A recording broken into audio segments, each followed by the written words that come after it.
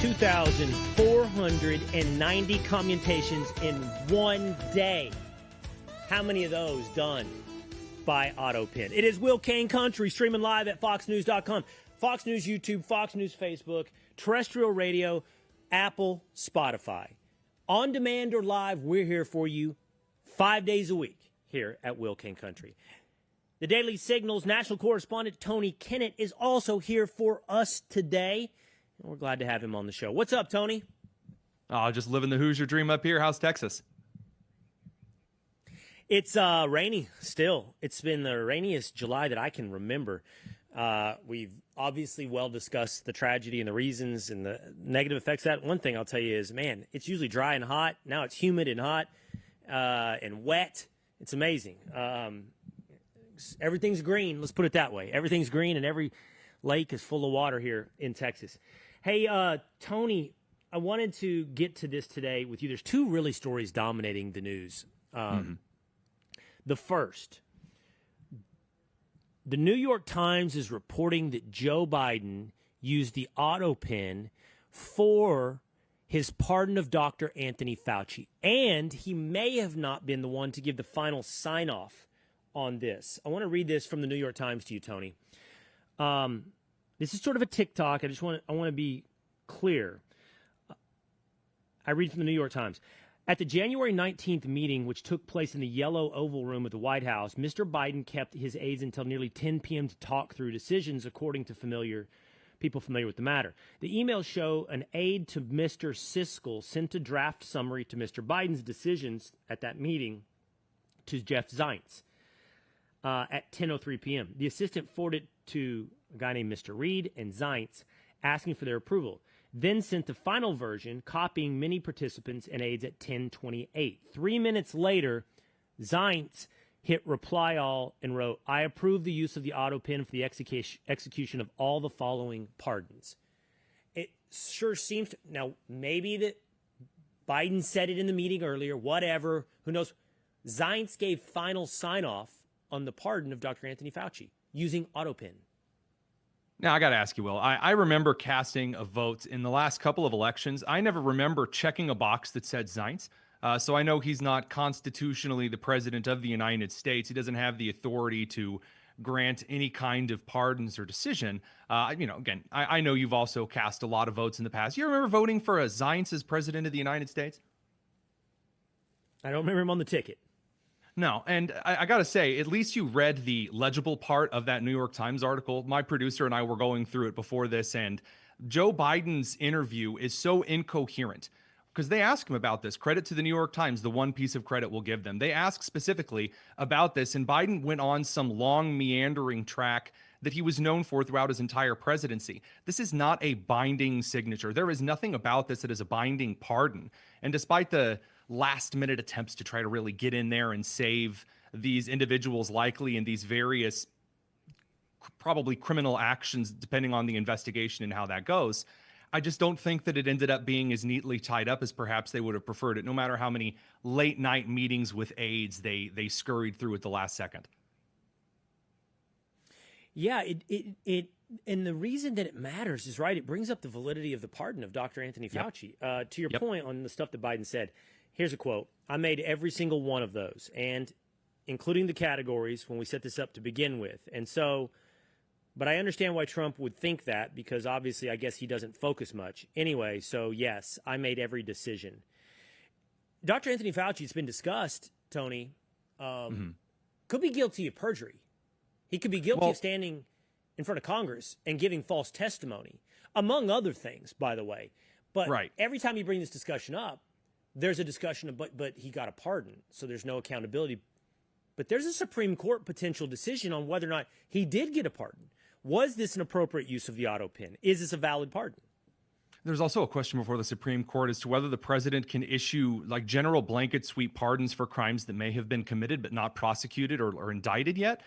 So if there's some kind of a crime that I committed and the president, not knowing that I made those crimes or that I committed those crimes, issued a blanket sweep pardon, Right. is that under his authority to grant a pardon or the governing executive body when the indictment and the charges are laid out? Supreme Court's never ruled on that. An appellate court has never ruled on anything like that. That's not set in stone. Additionally, you have Fauci not just committing perjury, perhaps, allegedly, as we say in the industry, but then you also have individuals who may have committed a type of financial fraud by misallocating funds from Congress, by giving funds to institutions or organizations in which Congress did not allocate money, that violates national security clauses as well as economic clauses. I mean, there are more skeletons in this closet than a Spirit Halloween display. It's ridiculous. I don't think about Spirit Halloween displays as much as you should in life. Nice analogy. But you make a great point. I actually love this. I'd love to hear what the Supreme Court has to say. It's a little bit like pre-crime, like from Minority Report. So Fauci, Hunter Biden, his brothers, Joe Biden's brothers, Larry O'Connor, the front man got between AmeriCorps and them, of course, as well, because, I mean, that man fronting not only the Biden cover-up of the mental collapse, but also that between that AmeriCorps $200,000 check that James Comer posted a copy of to X. I mean, I don't mean to say that this is getting a little bit of mob mentality situation here, but you really do have a situation where they hired a man to broker campaign deals between medical companies for mouthwash cancer treatments during the campaign. And that's not hearsay. That is direct checks that have been published to social media by the House Oversight Committee. And that's also linked into this. And who knows if that's connected to Fauci. Biden has mentioned them in the same sentence before. But what I like that you're bringing up is, okay, so here, let me veer off the road and come back to this. Here is Joe Biden issued, I have it right here, 2,490 commutations. That's more in a single day than any prior president granted over their entire presidency. He issued last-minute preemptive pardons for his 3 siblings and their spouses. He issued last-minute preemptive pardons for Fauci, Milley, General Mark Milley, and members of the House January 6th committee. He pardoned his son Hunter after repeatedly saying he wouldn't and insisting no one is above the law. He commuted the sentences of 37 out of 40 federal death row prisoners. And he did the vast thousands, 2,490 commutations more in a single day by doing so according to criteria, not individual cases. So if they're sentencing criteria and crime criteria hit the certain patterns, right? Then they got commutations. And by the way, that's how many of these were done by the Autopen, and final judgment call was made by many of his underlings because he approved categories of people to be had their sentences commuted. But what I'm more interested in, that's grotesque on its face. And also possibly what I'm interested in is what you said. But the preemptive pardon, you're not charged with anything, but we're going to go ahead and give you a blanket commutation. That cannot be constitutional. So what? If Fauci in the future, it's discovered that in that time frame of his pardon, literally murdered 10 people, you wouldn't be able to do anything? Nothing? Yeah, so that's the weird question here, because again, this all goes back to how the Nixon pardon was worded. The idea of, well, any crimes that he may have committed during that time, and it was allowed to stand as kind of a rebinding the country moment. And I've said for quite a while, that was a huge mistake to let that stand as that was set, because it sets up this weird law through precedent situation. Well, because it was worded this way, therefore Ketanji Brown Jackson can break out the crayons and say, well, actually, it means something totally different. That's not how the Constitution and U.S. law was supposed to function. The Founding Fathers, in both the Federalist and the Anti-Federalist papers, made it explicitly clear that U.S. law was not supposed to be used to create what they called a French argumentation, mixing up the law in order to create these spurious situations based on the wealth of the person in front of you being charged with something. And here we have that for Anthony Fauci. What he said in the past doesn't matter unless it does. What he said before Congress doesn't matter unless it does. The money that he sent places for gain-of-function research doesn't matter unless it does. And then when you ask Biden about it directly, we end up finding out that he cannot articulate specific instances that happened, but what he said in those meetings was very legally binding because he gave the orders definitively to those aides. Couldn't remember what executive orders regarding natural gas he signed to Mike Johnson of Louisiana. But oh yeah, he could remember an order that he gave at a 2:30 in the morning meeting between aides that some guy named Zeiss authorized, whoever he is. Meanwhile, much of the right, Tony, has been focused on Jeffrey Epstein. Mm-hmm. Turning Point USA had a conference this weekend, and that was the subject matter of a lot of the different speeches given by various conservative commentators. There were reports on Friday that Dan Bongino, assistant FBI director, was very upset with Attorney General Pam Bondi over the way the Jeffrey Epstein thing was handled. And then President Donald Trump posted this, I believe it was on Saturday. It's a long post on Truth Social. I'll share some of it with you. He said, "What's going on with my, quote, boys, and in some cases, quote, gals? They're all going after Attorney General Pam Bondi, who's doing a fantastic job.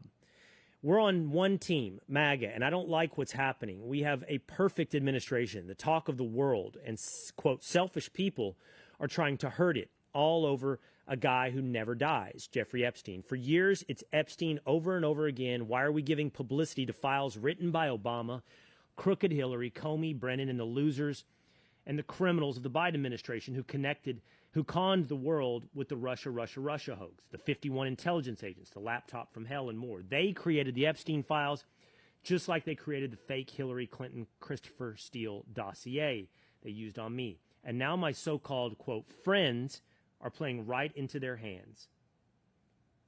He goes on to say, if he seems to be addressing the way this has worked, Tony, is people seem to be having this conversation on 3 levels, primarily 2. Level 1, that the United States has a problem with powerful pedophiles running cabals of pedophilia, and Jeffrey Epstein is the typical example or the preeminent example of this, and we need accountability. That's one level. Level 2, the left is jumping on that, and they're saying, and it includes Donald Trump, and that's why you won't release it. That's why I stopped just before Donald Trump wrote this line. Why didn't these radical left lunatics release the Epstein files? If there's anything there that could have hurt the MAGA movement, why wouldn't they use it? He has a great point. Like, if Trump is in the files, wouldn't Joe Biden have done something about it? Like he did everything else. The entire left did everything they could to stop Donald Trump. This would have been a good way. And then the third level is, not as often discussed, but the third level, Tony, is the reason that you're not getting the full disclosure on Jeffrey Epstein is because it has national security implications, and Jeffrey Epstein was part of something bigger, perhaps connected to foreign intelligence agencies, and you'll never hear the truth, no matter who's the president, because of national security concerns. 3 levels to what's going on with Jeffrey Epstein. I guess I should add a 4th. It's all big nothing burger, and Jeffrey Epstein's the only criminal involved, along with Ghislaine Maxwell, in this entire ordeal. I mean, the first and most important thing that we can take away from this, and this is something that obviously you and I understand in podcasting and broadcasting across the field, do not advertise what you cannot deliver. And that's why, again, I'm kind of loath to just say the top secretary of this department is the most responsible for this fiasco. But in this case, after what we saw in February, when Bondi said, hey, we're going to release all of these files, we're going to do it in these phases, and they invited all the influencers, some of whom we're friendly with, to the White House, and they said, here's a binder. They did a big photo op, and then the influencers walked away. They opened the binders and was like, wait a minute, we already know all of this. And it's like, wow, that's a terrible optics decision. No one's ever going to make this mistake again. And then they made it like 2 months later. And now here we are. Bondi got up in front of everyone and said, oh, the files are all here. We've got them. They're on my desk. Well, no, actually, she didn't mean these files. She meant like overall the files. Now there are no files. You don't have to answer for certain things if you don't make the promises. So even before we get to the cover-up argument, look, if you're going to make promises, you got to deliver. And the other White House media and the social media accounts, they understand that they're trying to deliver based on promises the president made.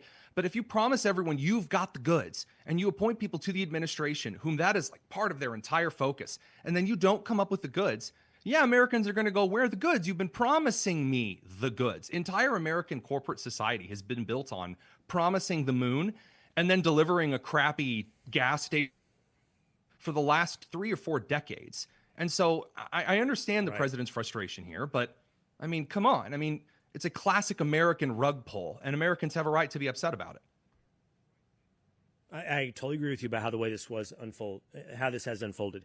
By the way, speaking of conspiracy, CMO313 points out Will Cain is a former Disney employee who loves the Cowboys and Jerry Jones. True. Yes, true. All of those are true facts. I don't know what they lend themselves to, but those are true facts. Maybe that's conspiracy about the way I'm handling some content here. They got me. I don't know what it is, man. But all of those things are true. Do I love Jerry Jones? I don't know, by the way. That's the only one that might be a little. I am a former Disney employee. I do love the Cowboys. Not sure I love Jerry. Like Jerry Jones, I think. Not sure I love Jerry Jones. By the way, Tony, here is comedian and podcaster, very successful podcaster, Andrew Schultz on what's going on within MAGA. The only party right now that to me seems America first is the Democrat Socialist Party. Yep.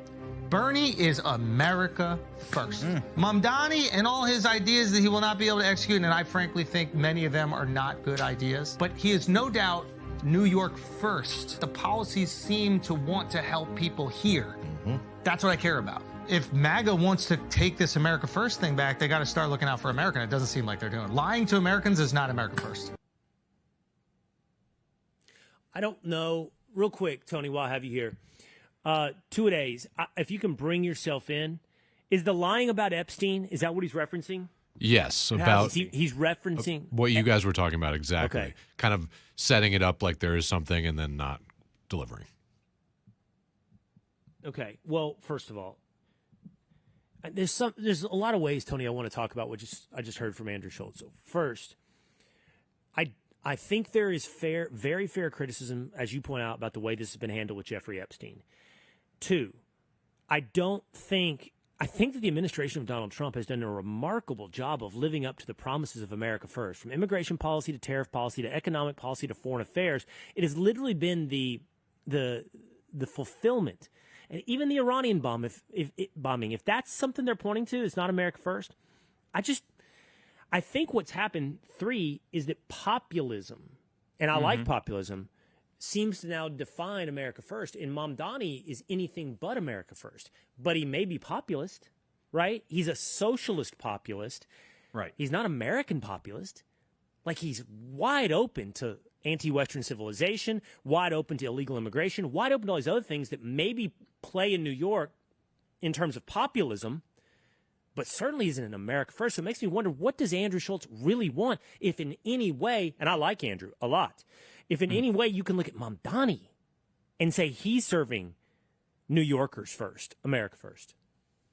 I think there's an element of First of all populism is emotionalism, and that's not necessarily a bad thing, but it's saying, I don't like this thing. It should not be this way. And sometimes that's a very effective thing that a lot of people don't want to admit, that kids shouldn't be, being served trans porn in school. Yeah, I think that's something that we don't like and that should be, swept away. But then when you have someone in the opposition party, it's so much easier to politically campaign and to govern. That's a key part of it. And when you get, as the opposition party, the opportunity to say, Americans don't like this thing, it is bad, I would fix this thing. Well, that's going to be popular. Mamdani saying, I wish people had enough food to eat. Wow, that's a bold statement. I can't believe no one ever thought of that before. And then they get into power and, communism of 60, 70 million dead. So if you're looking at the history of these individuals, Bernie Sanders, he says that we give too much money to everyone else, so we're going to get up and praise Bernie Sanders for all of for what? For owning multiple lake houses and honeymooning in Moscow? Is that what's America First? I'm sorry. Show me the things that Bernie has done. In this time, a senator from Vermont talking in angry voices on stage. What about that as America First? Show me, because what this sounds like is preening. Well, I'll give you one. But I'll give you one on Bernie. He seems to understand the value of borders. Of all of these guys, at least he does understand the value of borders. Not enough to break with the caucus in voting, though. And that's the thing. When he comes to campaign, he says, look, we have to have the borders because otherwise people will not have the jobs with the socialism. And when the problem is, when it comes to voting with the caucus, though, he still ends up breaking away. I mean, at least Fetterman, as many problems as Senator Fetterman has, occasionally does flip to Senator Betterman and does approve funding for things like ICE. Not if it's part of the big, beautiful bill, but he does approve of the general aspect of security in a way that Bernie Sanders will complain. He thinks ISIS tactics are very terrorist and it's very terrible. I'm flying around with AOC all the time. She tells me how terrible it is. Yeah. Well, okay, but So this is the problem with populism, that it is a fire that can burn out of control, and it is totally unmoored from any coherent set of ideas. I like a lot of things about populism. I used to simply hate populism. Now I understand the value of it. But I also think, like fire, it has to be controlled. Absolutely. Because it can easily veer into, and I'm putting a Coke machine in the Commons, right? Every campaign slogan of everybody running for vice president of student their middle council. school classroom. Yeah. Totally. Well, and the real world version of that is literally like in Mexican politics, handing out groceries in the voting line. That's buying votes. But it's like promising things, constantly promising things you cannot deliver, by the way, but making those promises. And that could be in Brazil or in Mexico, whatever it may be. And that's the version you're getting with Mamdani. Or Louisiana in Promises about what I'm 1933, gonna give even you. if it's from the right. Every man a king. Yeah. Okay, good. Yes. But here's what I was going to get at tonight. Check this out. This is the immigration policies right here under Donald Trump. And I found this concerning. This is according to Gallup. Okay, polling all the time, because most of the polling I've seen has said that his immigration policies have been really popular. This is the first one I've seen like this, where views of Donald Trump's handling of immigration. Do you strongly approve or just approve, disapprove, or strongly disapprove of the way he's handling it? I'm going to focus on independents, because Republicans strongly approve and Democrats strongly disapprove. Independents, 14% strongly approve, 14% simply approve, 24% disapprove, 45% strongly disapprove. The independent strongly disapproving is concerning when you put it in the context of people like Andrew Schultz, who would not ever probably describe himself as a Republican, but I'm sure, and I think he said, voted for Donald Trump. It kind of makes you wonder what's going on here on this issue with the people that would have been brought in under the banner of populism. I think that it's a really interesting poll from Gallup, because it took place from June 2nd to the 26th. And these kind of long form polls where they're over an entire month, they're a little suspicious to me. As a former science STEM teacher, data guy that looks at this kind of stuff, a lot of the other spot polls, so for example, the ones that you were alluding to, that from New York Times and ABC and CBS, that showed a majority of support for mass deportation.